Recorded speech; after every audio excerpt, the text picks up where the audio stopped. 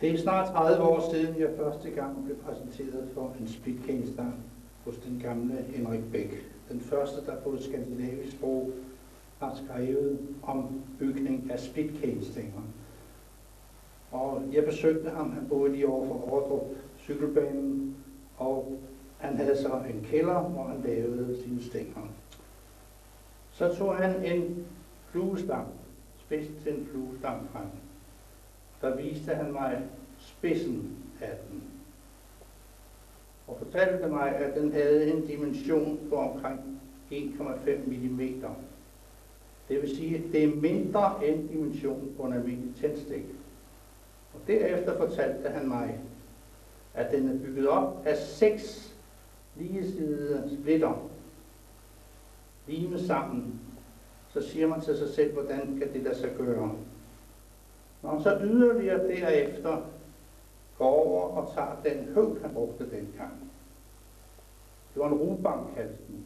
En høvl i denne dimension her, en træhøvl. Og så havde han altså en lærer, hvor han kunne høvle i. Så sagde man til sig selv, hvordan kan han komme ned med så stort et stykke værktøj til disse meget fine, tynde splitter. Yderligere bliver man jo så forundret, når man så får set råmaterialet. Og det er jo bambus. Og bambus er jo en græsart, og det her er i familie med det, der står i haverne rundt omkring i vort land, som prydplanter. Men denne specielle bambus, det er det, der hedder tonking. Den herlige, elskelige bambus, den hedder på latin Arundinaria amabilis. Amare, det er elske. Det var en amerikaner, McClure, der første gang konstaterede den og fandt den i det sydlige Kina, 180-190 km nord for byen Canton, hvor de i 2 provinser, Guangxi og Guangdong-provinsen, på bjergskråningerne vokser denne hvidt. Det er et lille areal, kun 65 kvadratkilometer, og der vokser disse, og der har de åbenbart den rette temperatur, fugtighed og vind til at give den denne helt specielle struktur. Man har mange forskellige slags bambus. Det her kaldes altså populært tonking. Og det er, der kendetegner den, er, at de har langt imellem bladknuderne.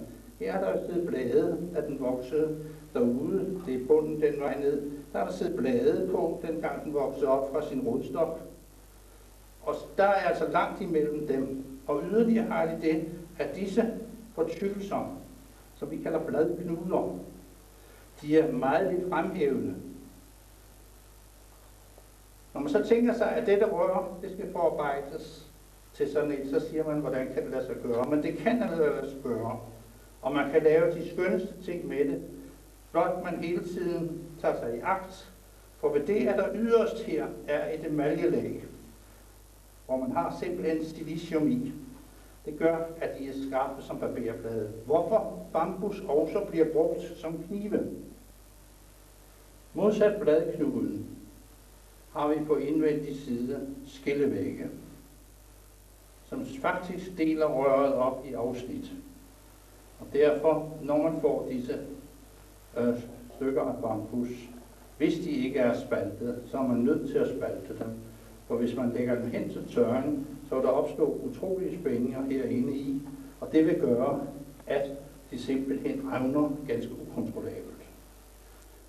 De forhandles, altså de høstes derude i længder på 12 fod.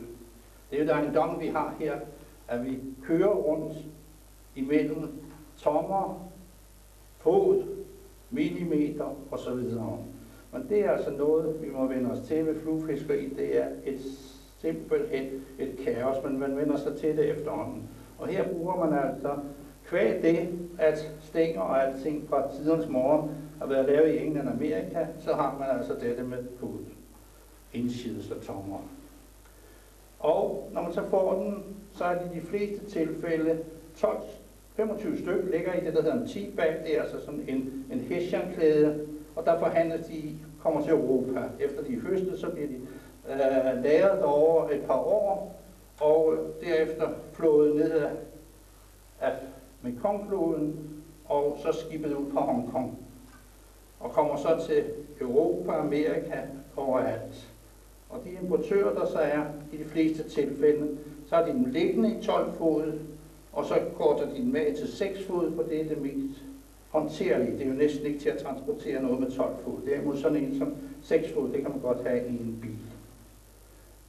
Det man skal se efter, når man køber denne slags bambus, det er selvfølgelig, at det er ordentlig kvalitet. Det vil sige, at man kan se, at det er gult. Der må ikke være spor grønt i det, og så er det for frisk. Man kan godt købe det, men så skal man ikke give det meget for det, og så skal man selv lære det. Men har det ikke fået denne revne igennem her, så tager man en brødkniv, en dolk eller lignende, slår i fra oven, og så man hammer går igennem og åbner simpelthen ind til alle mellemrummene her, så at stangen kan ligge og tørre, uden at der opstår spændinger i den. Derefter så skal man se efter, at der ikke er nogen fejl ved den. Der kan være sidegrene af været, de giver ar, det kan man jo ikke have sin færdige split, og det skal man tage hensyn til i det øjeblik, man senere splitter op, at man splitter sådan, så der er nogle splitter, der render på begge sider af sådan et ar, og det kan man så kassere. Og det er hele stykket, man kasserer jo hele vejen der.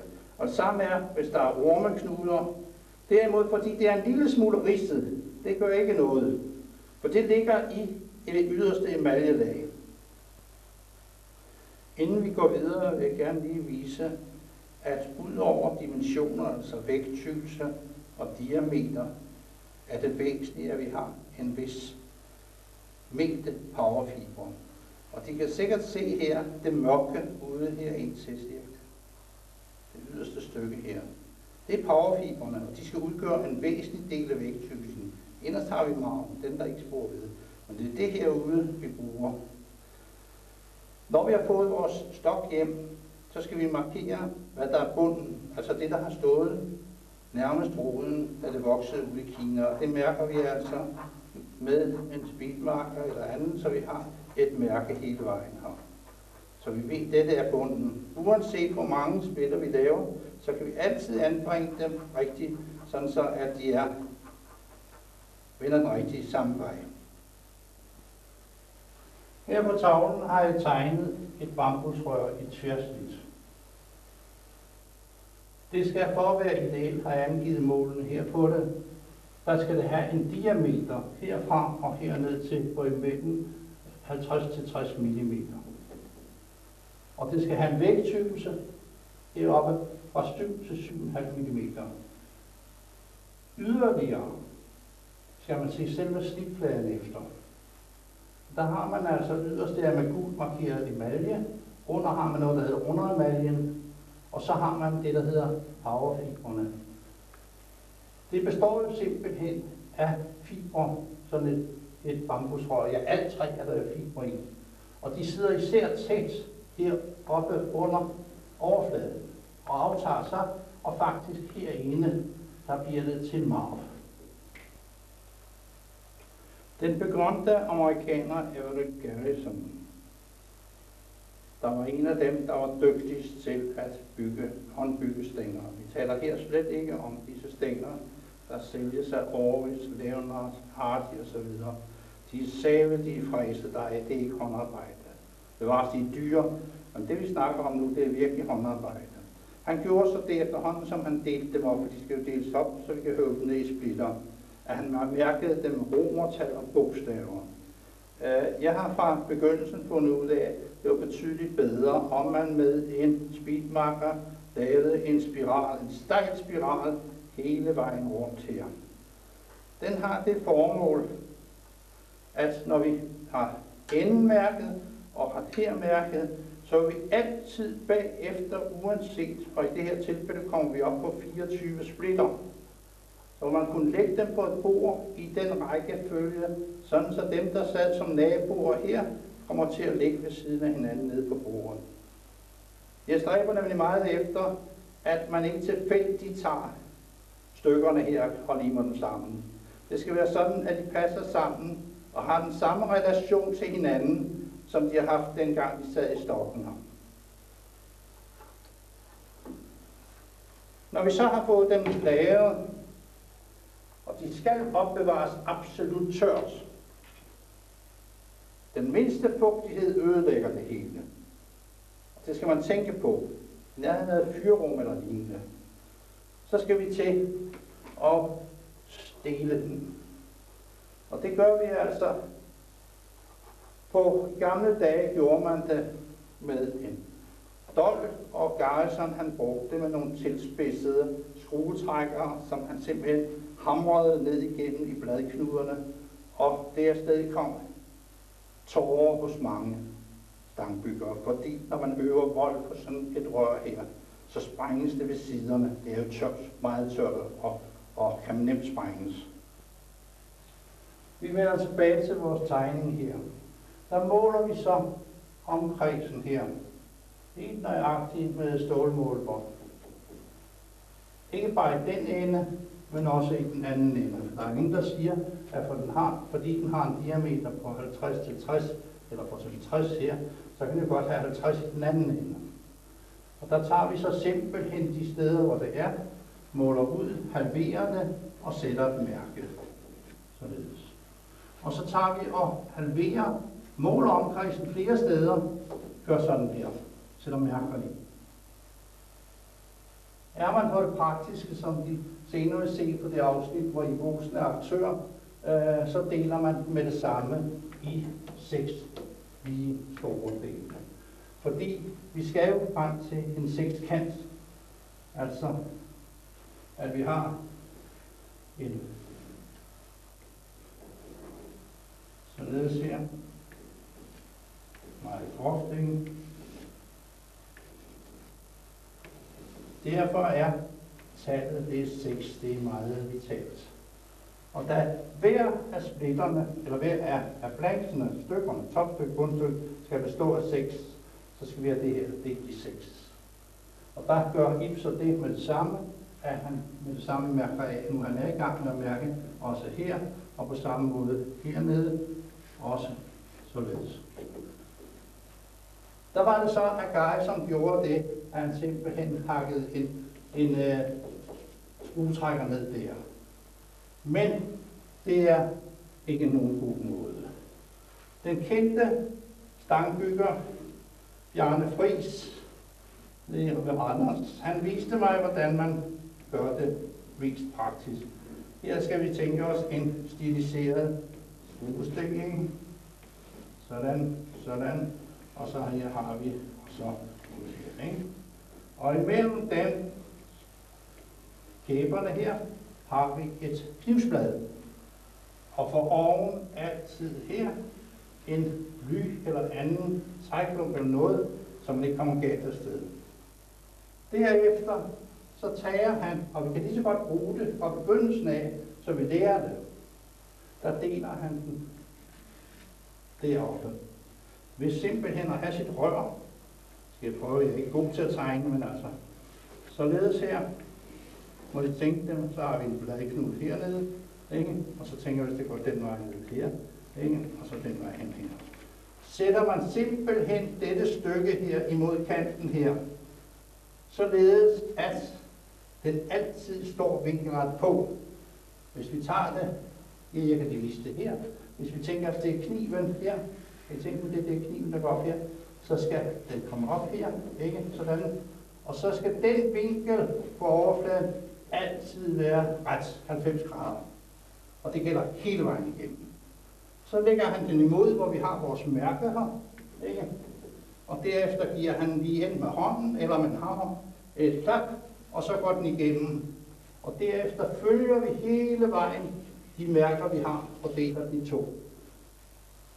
Det går relativt nemt. Den følger næsten. Så kan vi lige så godt med det samme dele den yderligere. Og der kommer vi ud i nogle vanskeligheder, fordi det viser sig, hvis vi på begge sider af kniven har samme mængde materiale, så har en tendens til faktisk at gå lige. Men heroppe skal vi jo pludselig have 1/3 og 2/3. Og der er det min erfaring og manges erfaring, at der har denne her lille, der kun er halvt så stor, en tendens til at blive mindre og mindre, hvis man ikke passer på. Og der gør man altså det. Jeg vil hellere vise det, at det kun er sådan en lille en, vi skal have her. således. Og der har vi altså således kommer den her. Og der har vi mærket af der, og vi har mærket af heroppe, og så kommer resten over på den anden side. Skal vi tænke os ind. Den kommer ned her, og så kommer den her. Og så skal vi have den der imod kanten her. Der har den en tendens til at vi løbe ud til den side. Men vi presser stadigvæk imod. Sørg for, at den er vinkret på her. Skulle den finde på, for vi har vores ledemærker hele vejen her. Ikke? Og gå ud af loddet, kan man godt sige her. Så er der ikke noget med, at vi vrider den. Eller sådan. Gør noget af det. Nej.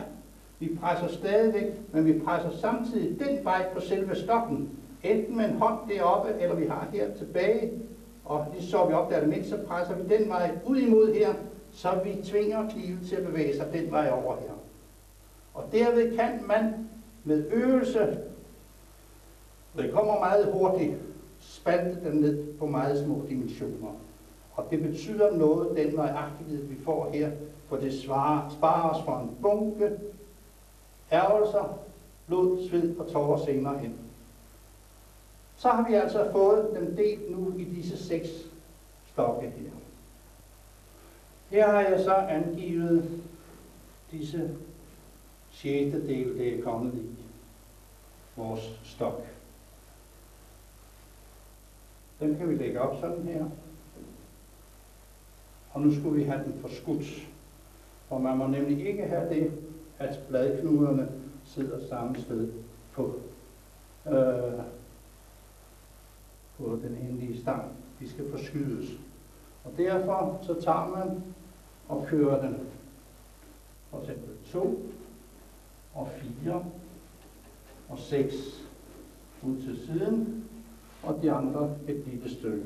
1'eren og 3'eren og 5'eren ud til den anden side. Så vi får den forskudt nogenlunde i forhold til hinanden. Når vi så har gjort det, så skal vi have målt ud, hvad det er for en stang, vi skal bygge. Og der gjorde jeg gerne til det, at på min høvlebænk havde jeg simpelthen sat et mærke som en speedmarker. Det skulle ikke fjernes. Der satte jeg så en lang streg, og så skrev jeg her, for eksempel, det var til en 7-fods, et stykke længere, til en 8-fods, og så videre, af en 9-fodsstang. Det var den længde, jeg vidste, at jeg skulle bruge. Det er de endelige mål. Det er det, jeg skal have at arbejde med. For vi kan lige så godt på dette tidspunkt fjerne de ting, som vi alligevel ikke skal bruge senere hen. Hvorfor står ret på bladknuderne, som vi ikke skal have noget med at gøre senere hen. Og for eksempel en 8-fodsstang, den skal have en toplængde cirka på en 122 cm og en bund på omkring 120. Men der tager vi simpelthen 133, så har vi noget at give af begge ender.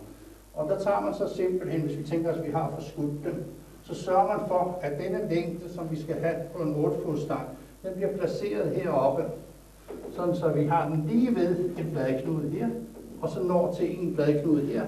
Det kan vi som regel gøre, og så har vi kun 2 bladknuder at arbejde med på hver af disse sektioner her. Dem tager vi så simpelthen, og efter at have forskudt alt det og lægget op, og så tager vi og mærker ned igennem den. Ikke? Skal I tænke, at hver anden af dem er forskudt, ikke? Og derefter saver vi dem over de steder her. Og der er det altså om, at man ikke går hen og laver et eller andet. Og derfor, hver det er jeg ikke en god husker, så har jeg sat det op simpelthen. Det var så nemt, og så kunne jeg lægge min splitter op ved siden af, og lægge en lineal der og en lineal der, og så kunne jeg flytte med den til det lige passede, sådan nu har du så få bladknuder inden for de længde, du skal bruge. Og så saver man den over, og det gør man simpelthen, som vi har vist på filmen senere, skruestik med en ganske lille hobbysav, hvor man passer på, at man ikke kører, så man river. Man kører forsigtigt, heller give så god tid. Så har man dem, disse længder. Derefter skal vi så over til at bestemme os. Og her fandt vi ud af, at det skulle være en 8-fodsstang. Og så har man simpelthen dette at hver af disse her stykker her, lille punkt her, vi kan vise dem sådan der. Ikke? Vi tænker det. Sådan der. Jeg viser sådan et perspektiv også. De er cirka 25 til 27 millimeter.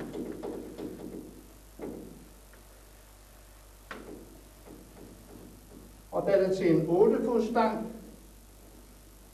så skal vi ned på nogle dimensioner, som vi kan arbejde med. Man kunne sagtens sige, at vi laver 2 topper og en bund, deler det op for at sætte på 4, og så resten til, eller 5 og resten til bundstykket. Men det vil være meningsløst. Vi deler det i 2, så har vi 12 her, og disse 12, dem deler vi så i 7,5 til bundstykket og 5,5. Det vil sige, at vi får en del ikke lige på midten, men sådan der, og så sådan der. Så vi tænker, det er groft sagt det der, ikke? Således. Så får vi ud af denne 6 fods rør, får vi altså 2 stænger, ganske vist kun med 1 top, men altså 2 stænger med en top og en bund. Og det gør, at vi kommer så nogenlunde ned på de dimensioner, vi skal have. Sådan så er vores høvlearbejde, når vi skal til at tildanne dem, ikke er alt for voldsomt.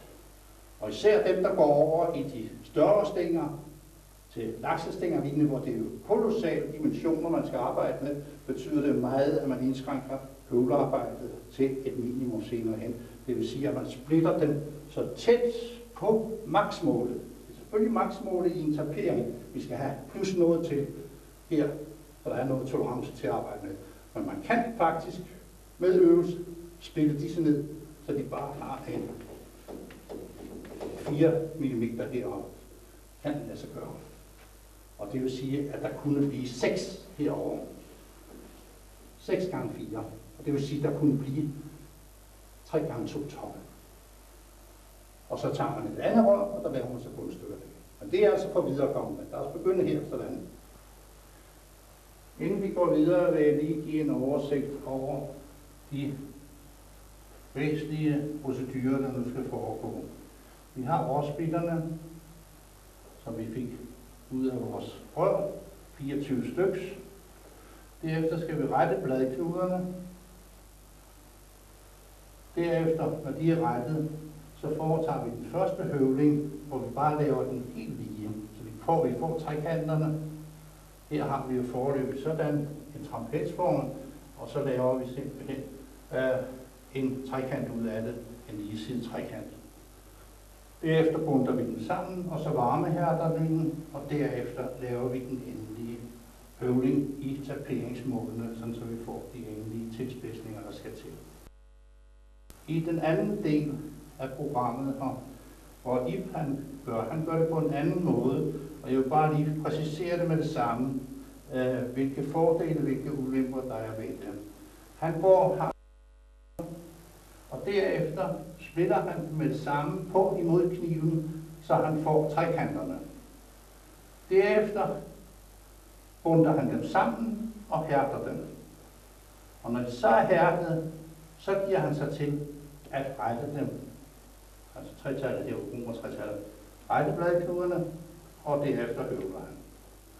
Det er ud fra 2 forskellige opfattelser af det.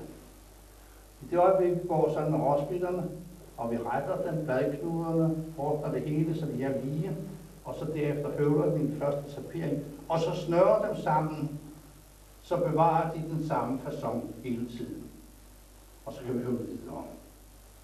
I var den formening, at ved denne varmehærdning her, der ville de forskellige rettelser, vi havde foretaget heroppe på bladknuderne over varme, falde tilbage igen. Men der mener jeg, og det har også vist sig i praksis, hvis man presser dem sammen og snører dem sammen, så sker der intet. Hans metode derovre beror jo på, at han simpelthen splitter dem i trekanter, og derefter med det samme kan springe ned og snøre dem og hærde dem, og derefter gå op og rette bladknuderne i sin specielle høvleform, og så høvler han. Nu går vi til det, og råsbillerne skal vi til at rette bladknuderne. Og det gør vi, Oprindeligt gjorde Guy som det over en spritflamme.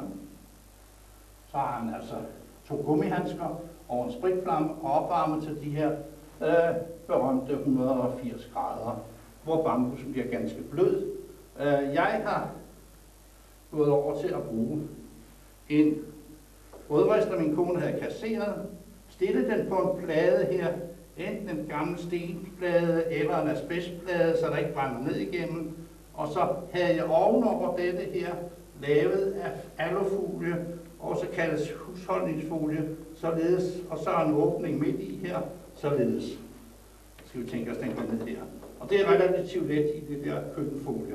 Så har vi en åbning her, og der bliver ca. 210 grader.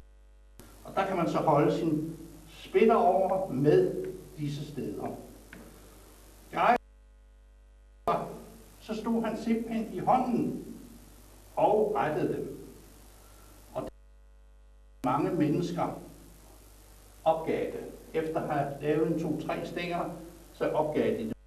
Simpelthen et virkelig sisyfos arbejde. For når vi tænker os, at vi har 24 gråsplitter, og på hver af dem skal rette cirka 3 bladknuder, så kan man hurtigt gange op i, at når vi nær den 70 stykker. Og hver proces skal gøres helt nøjagtigt. Jeg gjorde så det, jeg havde læst og set på billeder, den gamle Jim Payne, som var en meget berømt amerikansk sangbyder. Han gjorde dette, at i stedet for, når han først havde fil, det gør man som det allerførste, der filer man simpelthen, bladknuden har jo sådan heroppe, ret voldsomt. Der filer man den ned, sådan meget forsigtigt, altså at det er metalsløjt, men meget fin med fil, og så har simpelthen kanten af, og så viser det sig, at der kommer en lille sort og den skal så lige væk. Man skal ikke lave dem i plan, endelig ikke. På modsiden har man så en hulformet, altså en fil, der ser sådan ud i profil. Sådan, så her har vi alle de der krydsrid. Der tager man simpelthen og fjerner lidt her. Så tog jeg simpelthen således, at her har vi, kan man sige, de to, der skulle være parallelle. Det er dele af cirkelbuer. Det man bringer vi heroppe imellem. Det sidder, kan man tænke sig sådan her. Jeg tænker det. Således. Her sidder og det er to bakker, der er helt plane. Så man dem sammen. Men selvfølgelig ikke noget med at knuse dem. Og ved at man har disse med store materialer, så forsvinder varmen. Og så kunne jeg opnå 2 ting, hvis jeg var lidt fiks på fingrene. Det lærer man efterhånden. Det her, så pressede jeg faktisk bladknuden herned, sådan så at det til at se sådan ud næsten. Og det her, det forsvandt helt, så den var helt flad. Således, og der er ingen forhøjelse var, der var kun lige det lille ar. Det er kendetegnet for de stænger, der laves på denne måde, at man kan komme ned på bladknuder, hvor man ellers på nogle af disse, hvor de har gjort det, måske på en båndslib eller lignende fjerne bladknuder, hvor man har ar, der er så lange som sådan her. Her kan vi komme ned på ar, der ikke er mere end 4-5 mm i presstaget væk. Så yderligere kan man jo have slør i den side der, altså sådan der. Og så opvarmer jeg igen, og så anbragt den på den anden led, sådan så vi havde dem siddende sådan her. Og så pressede dem sammen. Og yderligere har man det ved at arbejde på den måde der, at har man en grøft, således, det er meget overdrevet det her, således, kan I tænke jer? Således. Og det kan man have, det er overdrevet det her. Så gjorde jeg det, at når jeg så havde anbragt dem herop efter at være opvarmet, så har jeg anbragt, nu fjerner jeg lige i tegningen det her. Det går bruge. Den er trods alt beregnet til det. Sådan der. Skal jeg lige tegne det op igen. Således her har vi det. Så har jeg fået en god ven til at fræse en rille her, ganske tæt på. Og hvis vi ser det i profil, så ser den sådan ud, så har vi en rille der, således ned her. Satsen, den der. Så kunne jeg hænge på her, simpelthen ud over her. Og hvis man tænker sig det her, så havde det altså den der facon, sådan der. Det er her i rillen. Og hvis jeg så havde anbragt det på dette sted her, så kunne jeg presse det op der.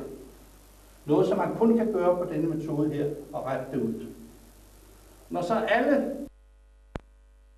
og helt lige, og det er omkring bladknuderne, at vi har kalamiteter. Så en lille smule spiller ingen rolle. De skal nok komme ned i høvlelæren. Så går vi videre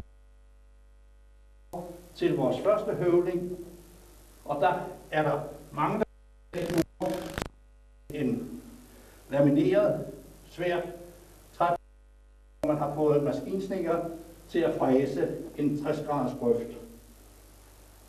Altså hvis vi tager det i profilen, så har vi grøften her på de 60 grader. Sådan her. Ikke? Og så er altså lamineret træ. Derved forskyder det sig ikke. Og så har vi vores grøft her, kan man tænke sig. Og der kan man så sætte dem her ned, men husker hele tiden, når man høvler, at det er kun på disse flader her. Disse flader her. Vi rører aldrig den flade der. Disse flader her er man høvler. Og det vil sige, at man har altid denne emaljesiden enten imod den side eller imod den side. Og så skifter man hele tiden, så man har emaljesiden her, og så høvler man, vender den igen, så emaljesiden kommer herover, høvler igen, indtil man når ned til at få sin trekant helt nøjagtigt med de 60 grader. Og det gør man med samtlige 24 splitter. Derefter så går man så over til at varmehærde. Så skal vi til, at de har jo en facon, en profil set fra enden så her.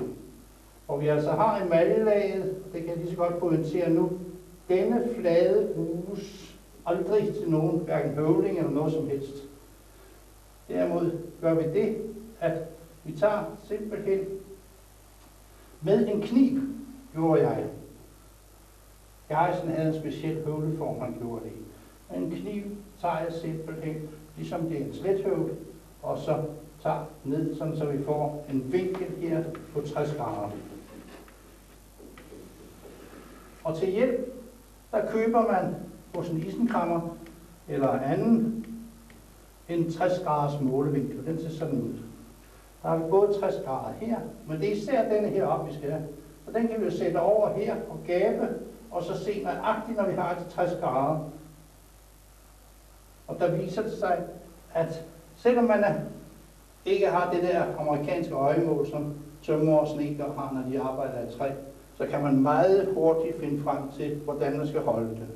Men her, som ved alle tilfælde, hvor man skal håndtere bambus, skal man huske, at denne kant og denne kant her er skarpe som barberblade. Og derfor er det klogt at anskaffe sig til den hånd, vi skal holde med, en handske, gummihandske, indvendig med noget bomuldsforing. Man kan nemlig altid se på folk, om de er gået i gang med at lave splitgenstænger. De går simpelthen med hæfteplaster på fingrene, noget så skønt, ligesom det er små børn, der er skræmmer. Yderligere kan man gøre det, at man giver den anden også således. Derefter så tager vi og lægger alle disse 24 splitter ud på bordet. Og hvis vi tænker os, vi har hele omkredsen her. Det er meget groft. Sådan her. Så har vi vores her, og så her. Kører her igen. Så har vi altså herude delt den først sådan, og derefter sådan og sådan, ikke? Jeg tænker det.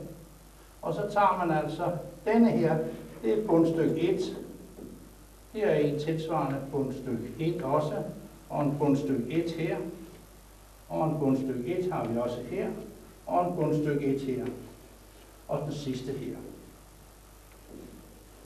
Og ved at vi havde vores tegnede spiral på enden af stangen, kan vi lægge dem ud, sådan så vi nøjagtigt har dem i den rigtige. Således her. Kan I tænke jer? Således disse meget smalle 7,5 mm brede splitter her. Nu skal jeg ikke behøve at tegne dem alle sammen. Men man vil kunne se, her har vi sådan der, sådan der, sådan der, sådan der. Der har vi resterne af vores. Så vi hele tiden, og så den sidste herude, der går de altså helt ud i kanten her. Ikke? Vi kan anbringe dem, så de er i den samme orden, som de havde, da de sad her. Derefter så tager vi det her, det er top 1, og igen her, top 1, og så videre. Og dem bunder vi sammen, hele vejen. Lægger dem sammen, kanterne, bevægter dem, det kan man gøre enten i hånden eller med et bevægningsapparat, og derefter hænger vi dem op. Det der nemlig er, det er, at i det øjeblik, de sad her, ganske vist var det kløbet det her, ikke? Det var sådan her, spaltet det rør. Så havde de en tilhørsforhold til hinanden, de sad og havde sammenhængskræfter. Nu pludselig befrier vi dem og giver dem friheden, og så begynder de at arbejde. Ganske utroligt. Og derfor må man give sig tid. Og nu inden man begynder på noget, så lader man dem hænge 2-3 dage en uge, men på et tørt sted, lodder hænge, og så begynder de at finde deres, hvad skal man sige, hviletilstand. Og så kan vi gøre arbejde videre. Går vi i gang med den, inden de har gjort det, vil vi komme ud for det, som jeg kom ud for en gang, hvor jeg åbenbart var lidt hastig med det, at da stammen, den havde været færdig i en måneds tid og så, og jeg tog den, og så efter den sådan her, så slog den sig kolossalt. Derfor er det tit og ofte, hvis man hører til de lidt utålmodige, at man vil gå i gang med simpelthen ikke én, men for eksempel 4 stænger på en gang. Så kan man gå i gang med en, og så giver den tid og så videre, så der bliver pauser imellem de forskellige processer. Men vi tager altså og bunder dem sammen, og derefter så skal vi til det, der hedder hærdningen. Så skal vi til at have varmehærdet vores splitter. Den gamle Henrik Beck, han hærdede dem slet ikke. Han lod dem hænge og tørre. Men det viser sig, at ved at varmehærde dem og fjerne al fugtighed i dem, opnår man en utrolig større spændstighed og elasticitet i splitterne.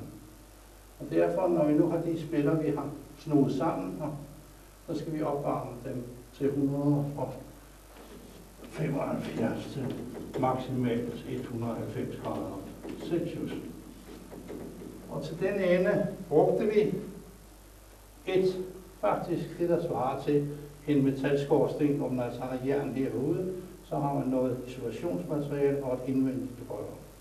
Og det brugte Preben Jørgensen, han byggede den op, hvor han så havde et stort elektrisk varmelegeme her. Meget stort. Og i siderne havde vi, så vi kunne stikke termometer ind og måle. Det var nogen, der kunne gå til 250 grader Celsius maksimum.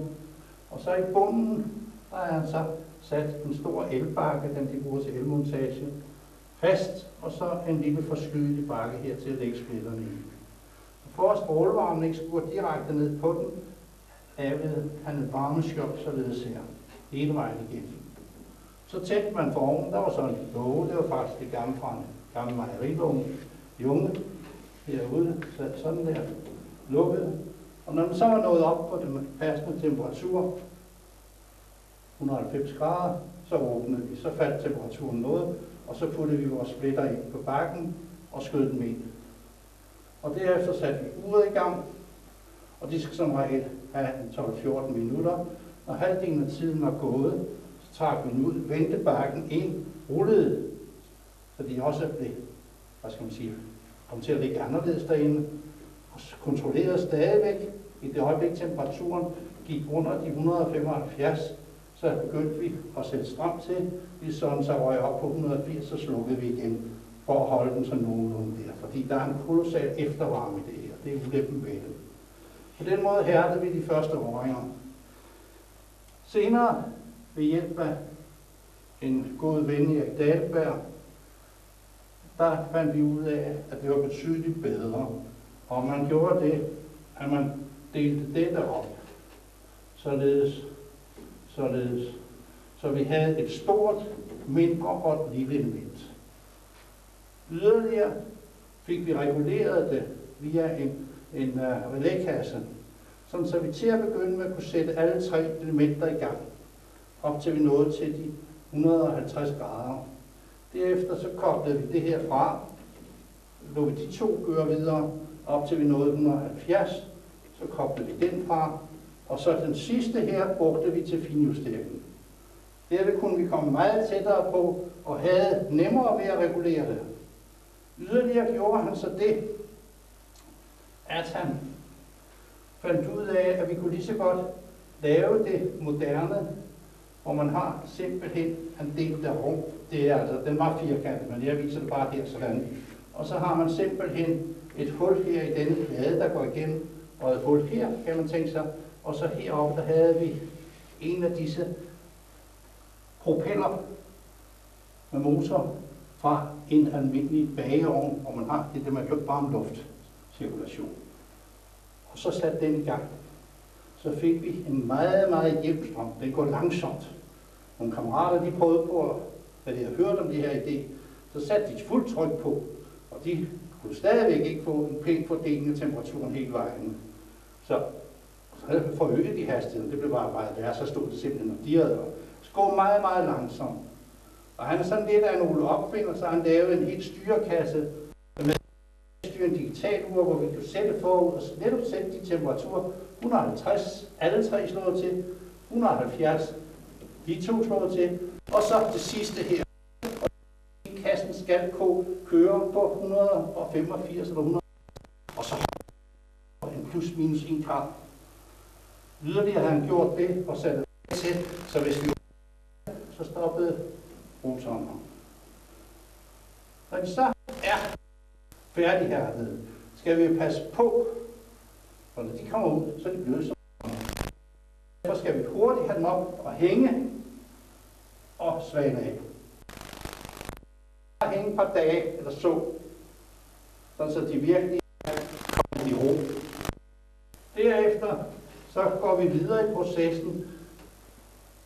Efter varmehærdningen skal vi passe på, når vi tager den ud af ovnen, at vi hænger dem op forsigtigt, så de kan hænge helt straks. Eventuelt gør vi det, at vi nogle lodder for at strække dem yderligere, og der skal de så hænge et døgns tid.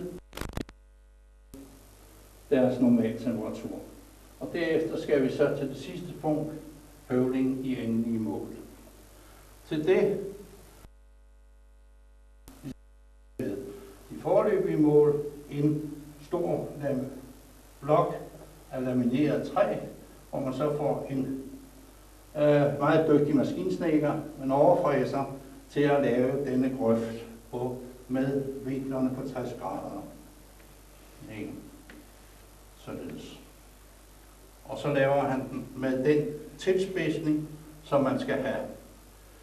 I det øjeblik, man bruger den metode, og den er ganske udmærket og brugt af mange af de gamle stangbyggere også herhjemme, Barfod og andre brugte den og havde udmærkede resultater. Ganske vist kunne de komme ned på de helt fine mål. Men der skal man jo altså se efter, at man lave en lige tapering. Det vil sige, at for hver længdeenhed aftager, hvis det går mod den tynde ende, aftager dimensionerne det samme hele vejen.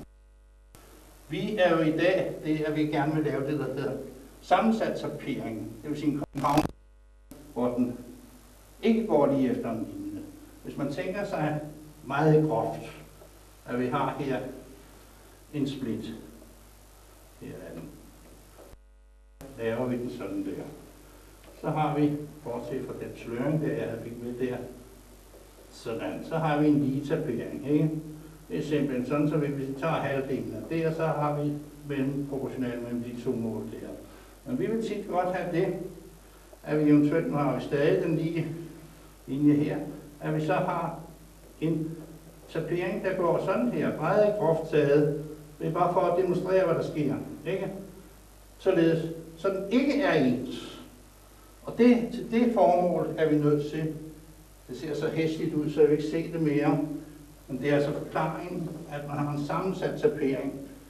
Der er man nødt til at have en stålhøvlelærer.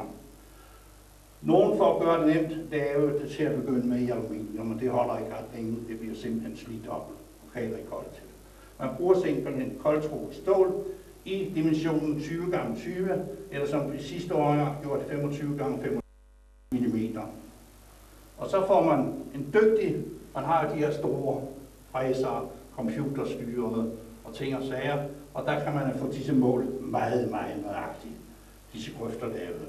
Og der har man så altså en ligetapering, sådan så den tager, her er den tykkest, og så bliver den tyndere og tyndere heroppe af. Og den har man altså en længde, der er noget over 1,5 meter. På den modsatte side har man så yderligere et andet mål på den, der er mindre end det her for eksempel. Men stadigvæk, så den spidser til i den retning her. For at holde den på plads, har man så styrebolde, der går hele vejen igennem. Og så for hver 5 tommer, og vi kører igen med det der tossede mål, 5 tommer, der har vi så 2 skruer. Oprindeligt i Garrisons model, der var der lavet en differentialskrue, det vil sige en skrue, der var sammensat af 2 forskellige gevind, kan man sige. Sådan, og så sådan her, og der havde den så her den stigning, og så herude havde den endnu brattere stigning. Sådan. Og det vil sige, at når han kørte den ind, så ved at dreje den ene vej, kunne han få disse 2 vanger til at gå fra hinanden, dreje den anden vej, kunne de gå imod hinanden. Det var sådan en lærer, jeg købte i Sverige og begyndte med. Ved siden af havde der så, også efter Garrisons mønster, lavet de samme gevind her, som reserve. Men det viste sig, at når jeg indstillede her, så gik de næste 5 tommer op her. Næste den vej op, ikke? 5 tommer til den næste. Og så stillede jeg her.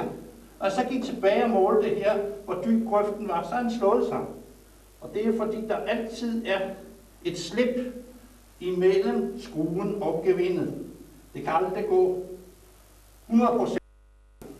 Så gjorde jeg det i de 2 her. Der fik jeg fat i 2 umbraco-skruer. Det er dem med de her sjove hoved, hvor man stikker nøgle ind i. Og der havde jeg en der passede til det her gevind, og en herover, der passede til det gevind. Og så skruede jeg dem imod hinanden.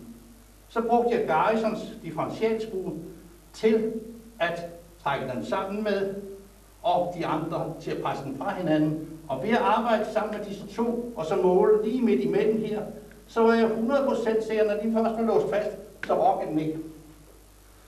Senere har han fundet ud af, fordi vi jo af natur, vi mennesker, vi er jo dovne, så fandt man ud af, at man kunne lave det enklere.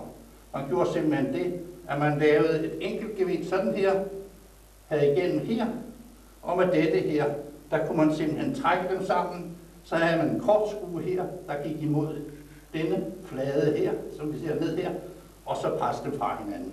Og derved kunne man opnå nøjagtigt det samme. Og der er man altså nødt til at kunne måle den dybde, der er her i vores grøft, som jeg vil kalde den. Og det er jo altså den højde her, der tæller. Og det er den samme, som vi har her, B-halven.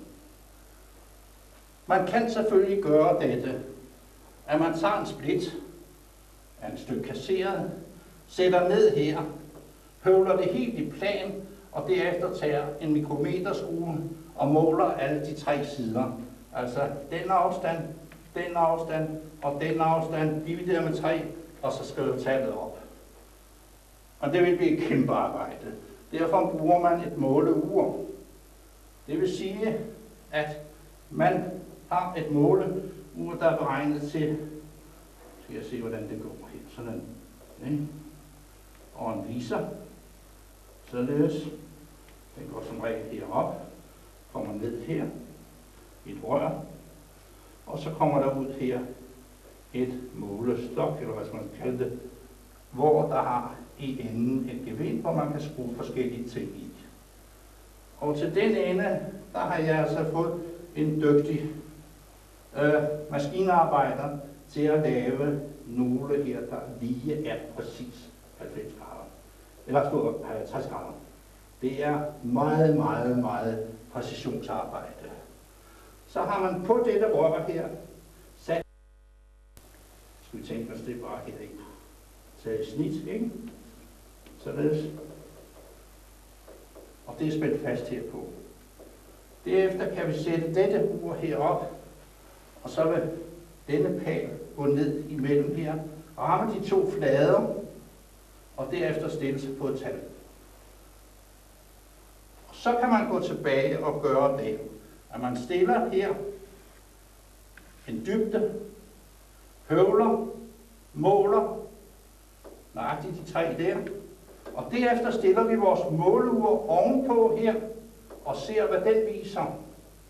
Og den vil ganske givet vise noget forkert, men så har man det, at denne krans her, den kan drejes, og så drejer vi den lige ind til, at den kommer til at pege nøjagtigt på det mål, som vi har målt heroppe. Og så har vi justeret vores. Min dovenskab gjorde, at det der høvlearbejde ville jeg gerne undgå, og derfor fik jeg en dygtig mand, der var chef ude på Danmarks Tekniske Højskole, til at lave en måleblok. Det vil se sådan ud her. Således. Og så yderligere, for at man ikke skulle beskade den spids, så havde jeg fræset ud her. Nede, sådan ser den ud. Således, således, således. Sådan der. I tænker det. Så har vi indmålsvinkel der. Således. Og den havde han ved hjælp af optiske instrumenter målt til, at den havde for eksempel en dybde på 5,32 mm. Så hver gang jeg skal starte op med mit måleur og begynder at finjustere min høvle der, så anbringer jeg den oven på måleklodsen og ser, at viseren står heroppe ved 5,32. Helt nøjagtigt. Gør den ikke det streger, så det passer. Og så ved vi, så vil alle målene passe. Og så sætter man den hele vejen igennem, og når det er gjort, så kan man begynde at høvle. Men man begynder ikke med de endelige mål, altså slutmålene. Man lægger til for eksempel 0,5 mm hele vejen igennem, så man har den samme stigning, som man skal have på den færdige split, men så man ikke er gået helt ned i de endelige mål. Yderligere kan man gøre dette, i det vi tænker os, at vi har den tynde her og den tykke heroppe. Og vi vil til at høvle en split til en top. Den skulle høvles i denne hernede, ikke i den fine hernede. Men den har samme stigning på den anden side, ved at vi har den tykke ende, den tykke grøft her og den tynde heroppe.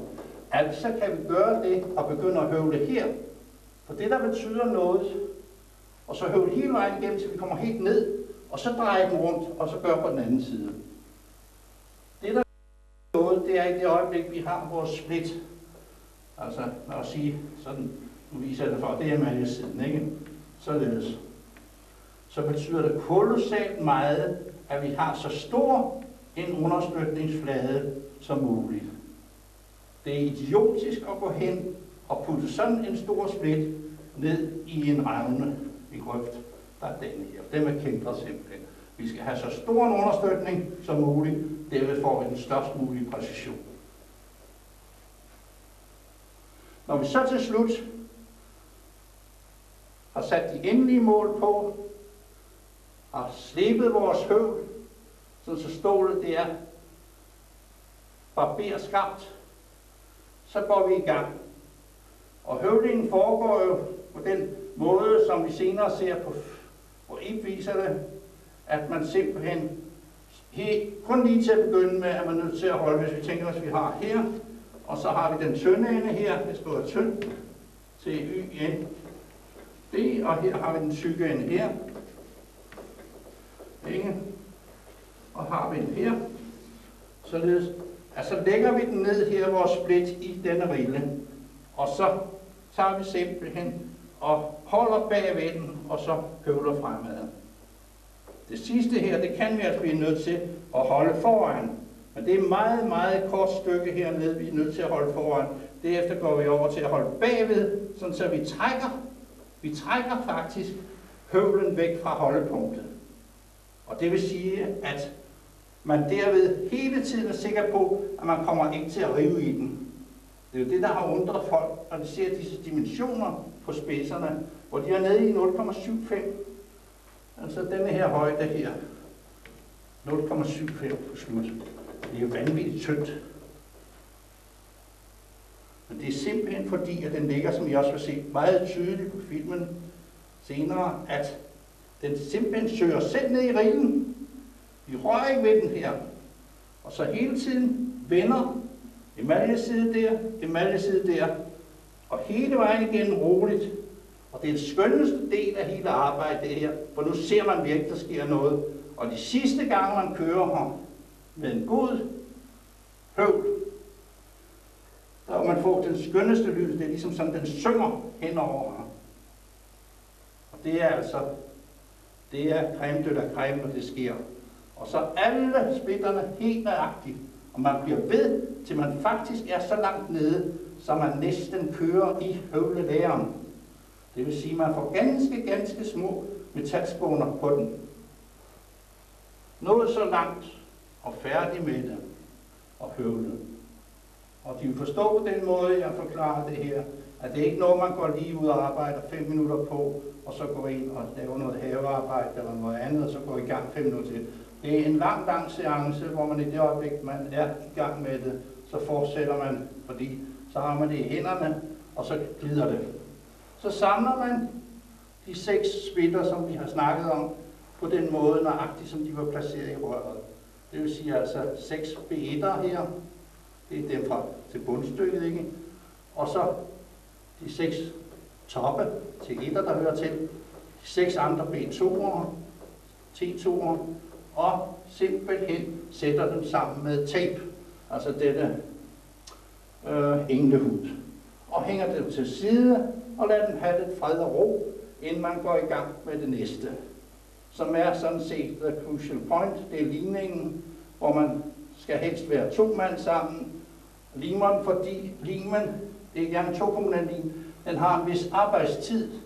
Det vil sige, fra det øjeblik, den er rørt sammen og er smurt på fladerne her, de 6 flader her, ikke her, og her, og her, og her, og så videre. Hele vejen igennem, de er nemlig foldet ud, så de ligger sådan her.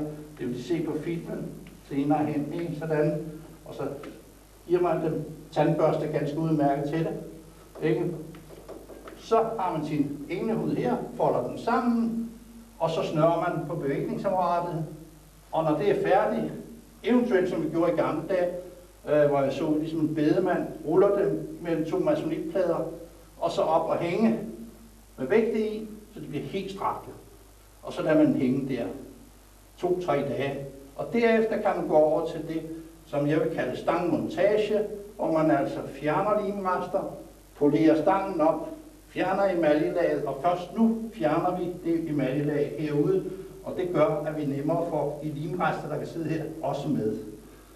Men det er ikke noget med at lave den lige over her. Vi følger den hele tiden, så vi faktisk har en stang, der har 6 flader, der er stykker af cirkler. Sådan her. Således. Sådan. Overdrevet. Og derefter ringe på, feroler, hjulholder, korkhåndtag og det hele. Men det kan man altså gøre, når tiden er til det. Det er ikke noget, der er noget tidspres på, det kan man gøre efterhånden. Derimod det øjeblik, man er inde i limningsprocessen, så har man desværre det hængende over hovedet, og derfor er det klogt at altid være 2 til det. Til at hjælpe hinanden går langt bedre. Og i det hele taget mange af disse processer ved stangbygning betyder det meget, at man er flere sammen.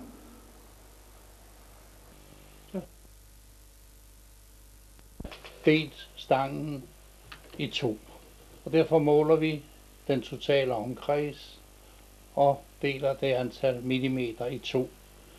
Samtidig gør Ib så det, at da vi skal hver halvdel skal deles i 3, så mærker han det af. med det samme. Nu først halvdelen, og derefter tager han og mærker af, sådan så vi får altså 6 dele, fordi vi skal jo have en hexagonal splitcagestang, og derfor er det 6, der er grundtallet. Mærker det af. Han gør det kun i enden, men altså vi andre, der ikke er for de amerikanske øjemål, vi vil være klogt og mærke den hele vejen igennem. Stadig uhukommende, at diameteren eller omkredsen behøver ikke at være den samme i den ene ende som den anden, så derfor skal man hele vejen igennem måle, dele i 2, og hver af de 2 halvdele dele dem i 3. Det I gør her, det er den gamle Garrison-metode med hensyn til at mærke splitterne. En streg alle 6, en streg de 5, en streg ved siden af til de 4, og derved kan han nøjagtigt som den spiral, jeg laver, få det til at stemme. Nu skal vi have den delt, og det gør vi altså på en metode, der er anderledes end Garrison, i det vi har en kniv med en dub for øjen, og så presser vi den imod den, sådan så kniven hele tiden står vinkelret på overfladen. Kører den forsigtigt igennem, og der vi har ledemærker, I behøver dem ikke. Presser den igennem, men hele tiden ser efter, at den står vinkelret på. Ikke noget med at vride, eller bøje, eller gøre lignende lige imod den, så den kører hele vejen og deler den i 2. Og derefter skal vi have delt i 3. Se igen, der vil vi bemærke, at den står vinkelret på. Derefter giver man en lille dask i enden, og så går den igennem. Således. Hele vejen. Og der er ikke noget med at vride fra side til side, eller bøje den eller lignende, man kører imod. Skulle det være, at den begynder at gå ud af de mærker, vi har sat, presser man fra siden heroppe ved kniven, og på den måde får den tilbage i den rigtige gænge.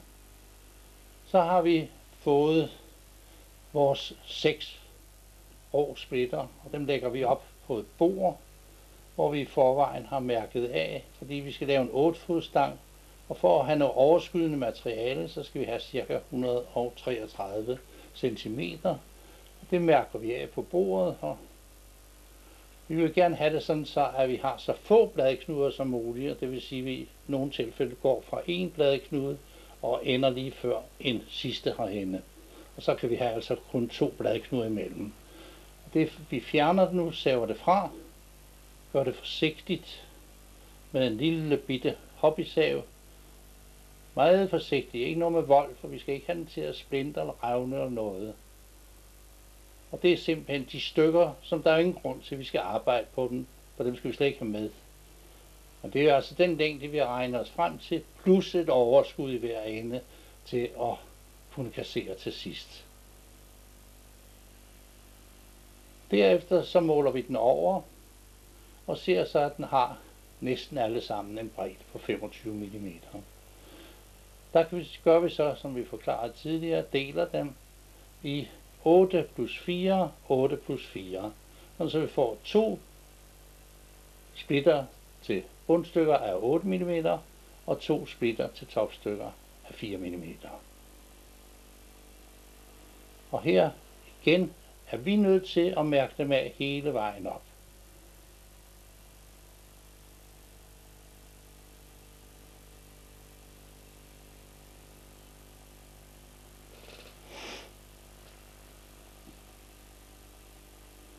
Der har Ib så gjort det, han skriver altså, det er top 1, bund 1, top 2, bund 2. Nu sætter vi dem imod her, og der vil man bemærke, at det er jo altid nemmere at dele en ting i 2 lige store dele. Derfor deler vi den først her, og igen forsigtigt, hele samme proces, der er ingen forskel. Meget forsigtigt, ikke noget med vold. Holder den lige. Derefter så skal vi have fjernet de indvendige skillerum. Og det gør vi simpelthen enten på en høvlebænk eller et plant bord med vores standyhøvl. Det er også på mavsiden, den indvendige side, vi fjerner dem.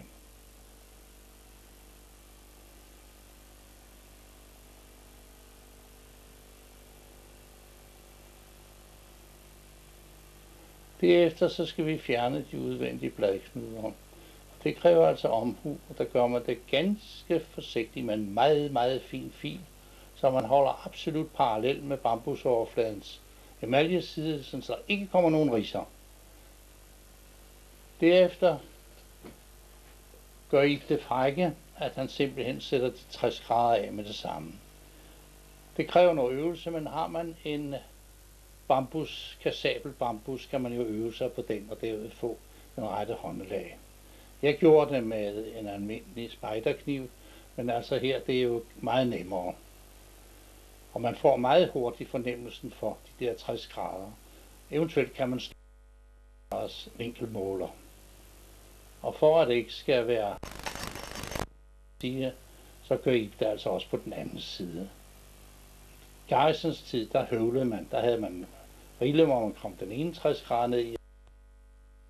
Men han gør det med dem begge to, og det vil sige, at han faktisk er ved at have en, jeg vil ikke sige, lige side trækant ud af det, men altså meget tæt på. Men altså ikke noget med at forsere det.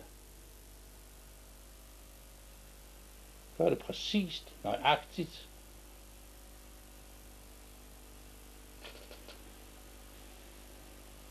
Der vil vi se trækanten. Nu er den der. Og derefter skal vi til at rette disse bladknuder. Og det vil sige, at på modsat side, der har vi fjernet lidt af magsiden. Og ovenover, hvor bladknuden sad, her har vi en fortykkelse, en hævelse. Og den skal vi have presset ned, sådan som den gamle Jim Payne han gjorde. Og der bruger vi altså simpelthen en almindelig brødrester med et telt over. Og der har vi de der 200 grader ovenover.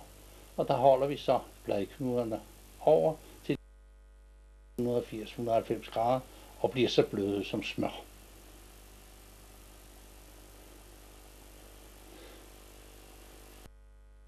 Dem imellem nogle almindelige skruestik, specielle indsatser, men Ib har jo, som jeg tidligere nævnt, gjort det, at han har lavet, hvor han har de 60 grader, og der kan han anbringe den nede i, og så presse sin bladknude ind, og så samtidig få rettet de skævheder, der er ved siden af bladknuden.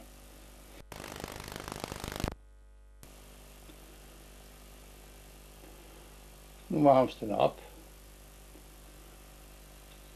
og der skal man passe på, at den ikke bliver svedet og bliver brændt. Okay. Højden i alt, og det gælder jo faktisk alt træ, men altså bambus er særligt.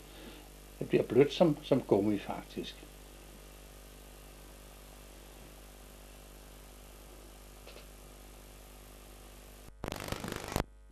Derefter ind i den lille. Den ikke knuses.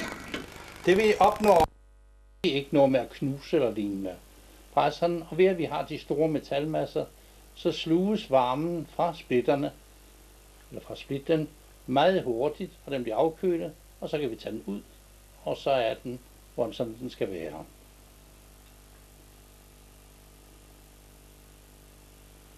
Således. Og sådan går man igennem hver enkelt bladknude og ser efter, at den bliver rettet. Og det var tidligere, da man gjorde det i hånden, et vanvittigt arbejde. Derefter så vil man sætte de 3 eller de 6 splitter sammen. De har jo altså en råt trekant, altså kan man sige, for dem sammen. Og derefter vil vi bevikle dem. For at holde dem sammen kan man bruge det, der hedder englehud, nogle ganske tyndt papir, plaster, der er ganske fortræffeligt. Og dette er Garrisons gamle beviklingsapparat. Man laver en spiral omkring den, og den tråd skal bevæges med, sætter man ned og kommer et dobbelt halvstik på.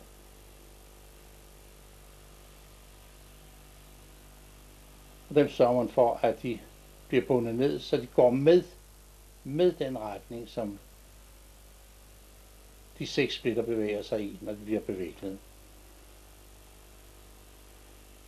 Der er det eneste, man skal passe på, og det kan man lige så godt øve sig her, ligesom ved alt andet. Det er, når knuden på denne transportbånd passerer stedet op, det var det, der skete, så skal man lige være lidt forsigtig. For når vi senere kommer til de endelige splitter, så kan det jo gå ravne galt, hvis vi bruger vold.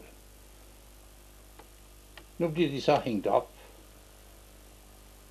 Sætter dem i 2 lykker.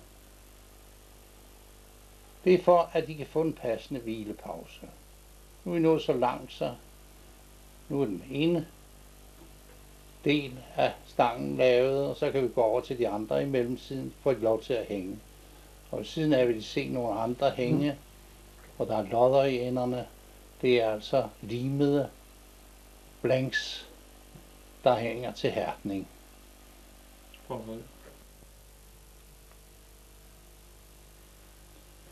Nu skal vi så til at have hærdet vores blanks. Det foregår i en elektrisk ovn. Det er faktisk et metalskorsten, hvor vi så på nogle af disse elbakker har den liggende. Og for at de kan blive opvarmet jævnt, så er vi nødt til at vende dem midt i processen. Genlukker den. Der har vi så tid på, og nøjagtigt hvor lang tid der er, det kan man se i skemaer. Så skal vi over til at høvle. Og der skal vi altså bruge denne høvleform, og faktisk er det næsten en nøjagtig kopi af Garrisons. Hvor vi har den helt nøjagtige fuge der, og der måler vi den som med vores måleur, hvor vi har en præcisionsspids med 60 grader, og så en stor, ret solid klods, den hviler på, og den kan så køre hen af, og der vil vi se, hvordan gruben eller grøften bliver dybere og dybere, i det vi nærmest her har den dybe ende.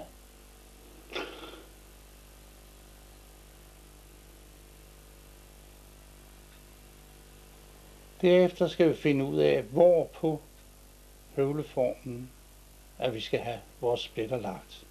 Og de er jo altså de der 133 cm, altså noget længere, og det vil sige, at vi skal beregne, at der bliver noget i begge ender, der bliver for tykt og for tyndt, og så mærker vi af, at det her det er rent fiktivt, men med en speedmarker, så vi ved nøjagtigt, hvor vi skal lægge vores splitter. Og vi ved, hvor vi har bundsenden, altså det, der var nærmest, og det er til den samme side hele tiden. Under arbejdet, så kan det jo ikke undgås, der kommer støv og spåner ned her, og for en sikkerheds skyld, så enten med en tandbørste eller med en pind med en klud på, renser vi vores grøft. Og derefter skal vi i gang til at høvle. Og det er som sagt kun de 2 sider, vi høvler på. Emaljesiden ligger enten imod den ene side af grøften eller den anden. Vi holder bagved, og med jævne, kun til at begynde med, der har vi fingrene foran. Lige så vi kommer et stykke ind, flytter vi fingrene, sætter dem bagved og presser splitten ned i. Og der er det jo altså det fantastiske, at den faktisk af sig selv, på grund af sålen stand i høvlen, bliver presset ned i sin fuge, der her, hvordan den går helt ned. Ikke noget, man må røre den, men altså endelig passerer helt forbi, inden man løfter den. Nu har vi drejet den, de der 60 grader, og nu vil vi se, nu går den til den anden side her. Kommer den op igen. Man kører helt ud til enden, helt ud til enden. Ikke noget med at stoppe op. Kører langt ud over formen, så man ikke ved sin tilbagegående bevægelse kommer til at gribe i spidsen og knække den. Der kan vi se, hvor tynd den er. Altså nede på, mange gange nede på kun de her 3 kvadratmillimeter. Så skal vi lime dem, og det gør vi med en 2-komponent epoxylin. Lægger den op på et stykke avispapir, og så har vi splitterne, dem har vi holdt sammen med vores englehud. Og giver dem rigeligt med lim. Rigeligt. Men under hele processen her, hvor vi kommer fra den tykke ende, og inde i det, man ikke kommer til at vride splitterne, for de skal pludselig en forkert side, så får vi til at vende ind. Det kan ske, hvis man ikke er opmærksom på det. Ved at gøre for meget, sådan så det virkelig er solidt. Og ved at vi har klippet vores englehud ud og bredt de 6 splitter ud, så kan vi relativt nemt nu samle dem igen. Begynder ved den tykke ende og op mod den tynde ende.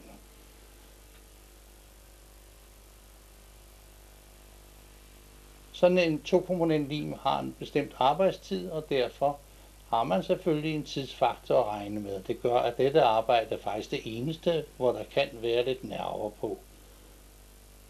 Så folder vi den sammen, lige så forsigtigt og ser efter, at det er virkelig emaljesiden vi har ud af, og vores englehud ser vi der. Og derefter går vi i gang med at bevikle dem. Presse dem sammen, så det virkelig alt overskydende lim bliver presset ud af dem.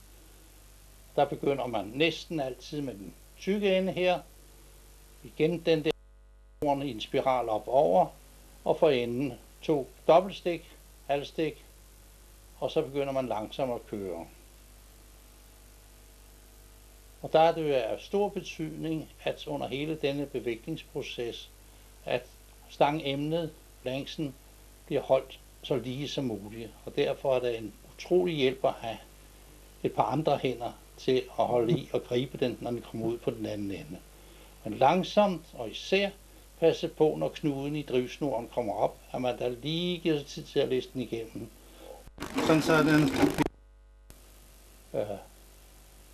ingen fjernes. Det sker nu.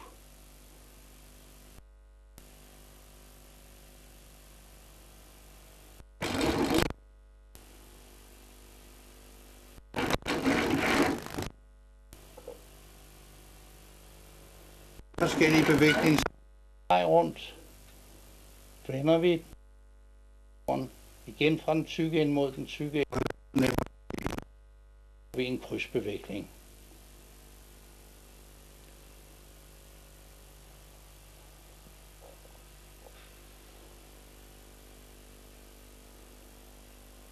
Forsigtigt, forsigtigt, forsigtigt. Det er jo tyndsplitterne. Og derefter, når de er blevet hængt op med lodderne, som vi viste før, hærdet døgn, 2 døgn, så fjerner vi beviklingstråden. Og så skal vi have fjernet overskydende lim, og det gør vi på en plan flade.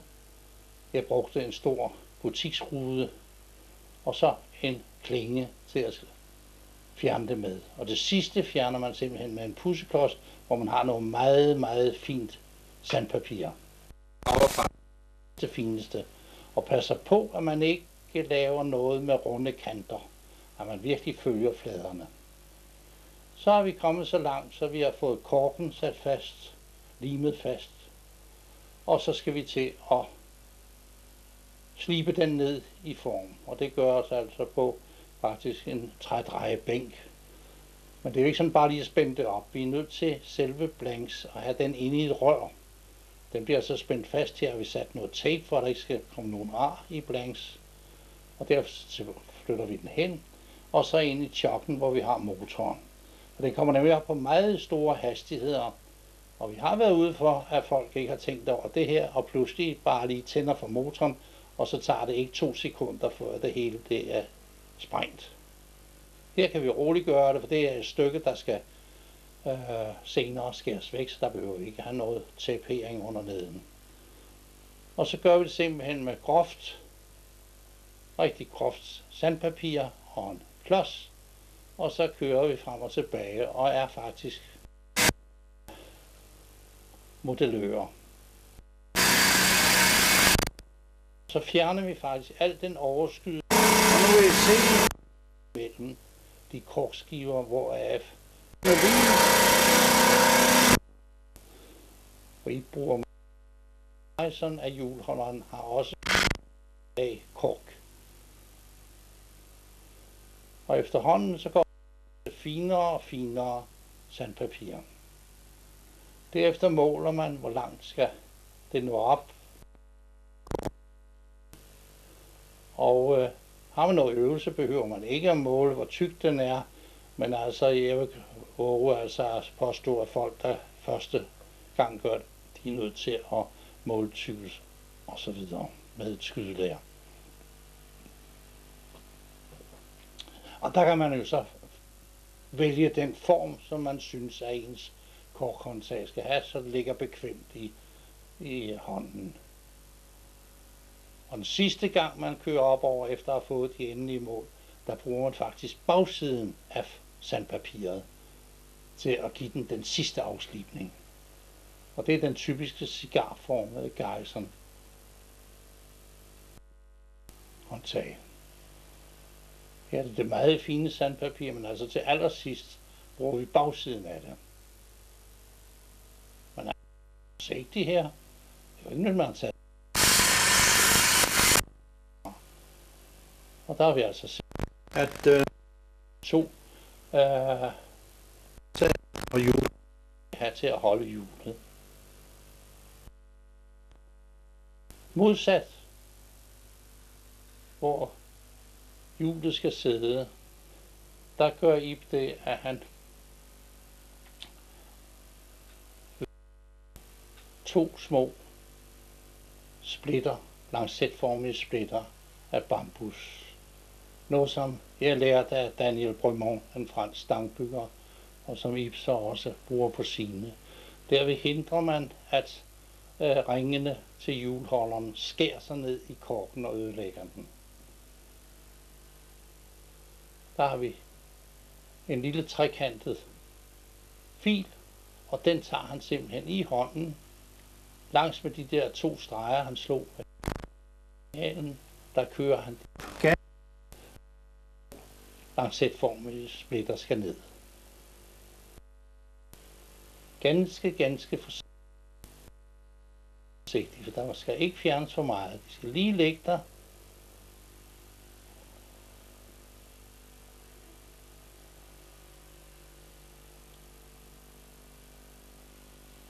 Og vi vil se, hvordan kører den. Lige to af dem. Pas på.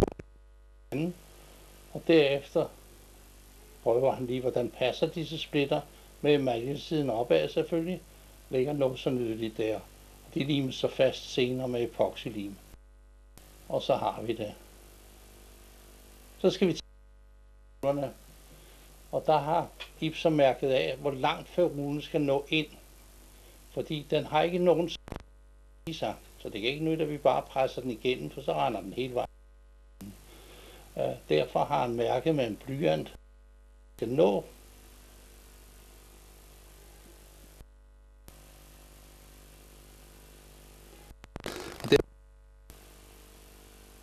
Og der vil man anbringer den, sådan så fligene ligger på kanterne. Mange var til bånd, at kanterne skulle ligge imellem fligene. Det skal de altså ikke. Fligene skal ligge på kanterne. Og så rører han ud den tokomponent epoxylim og aldit og giver den en passende mængde på.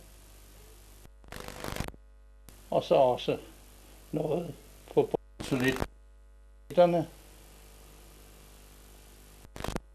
Så presser han den ind på plaster til lige det mærke, han har. Det passer til, at enden af blanks når op til den der. Skal den snøres fast på hundferrulen. Med en meget stærk snor, sådan så fligene faktisk bliver presset ind imod stangen. Og der bruger man kræfter, virkelig kræfter.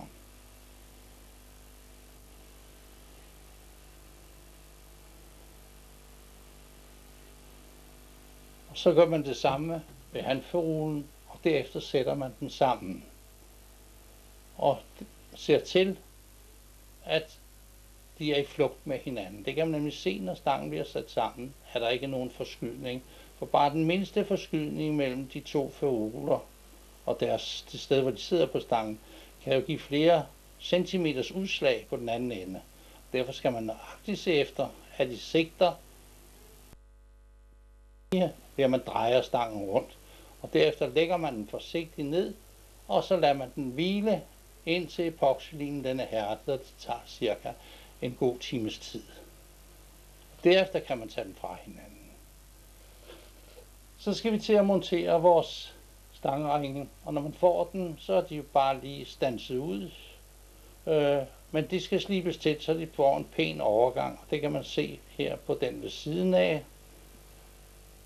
Det kan man gøre enten på en fin slibesten eller med en fin fil, så de bliver meget, meget jævne kanter, så der er ikke nogen steder, hvor den bindetråd, som skal fæstne dem til stangen, kan skære sig.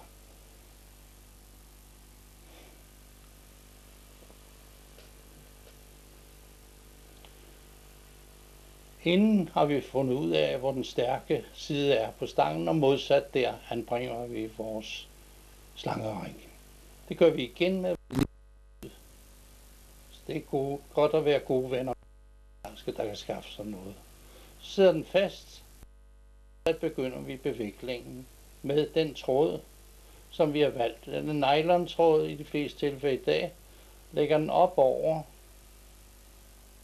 så den krydser hinanden, og sætter den fast, og så snor man stangen. Kan vi se det her meget tæt på. Den krydser hinanden op over, således. Og så begynder vi at dreje stangen ganske forsigtigt og tæt, tørne tæt ved siden af hinanden. Når man så har lagt en 4-5 tørn, holder man med pegefingeren, for at det ikke skal løbe op. Snitter lige tråden forsigtigt, uden at beskadige bambussen. Og så fortsætter vi. Sørg for, at den fod er den samme bevægningsbredde som den anden fod på dette øje. Sådan så de faktisk. Og her har Iby altså anbragt. Det skal ikke forstås som kan man se på det, der er nærmest hans fingre.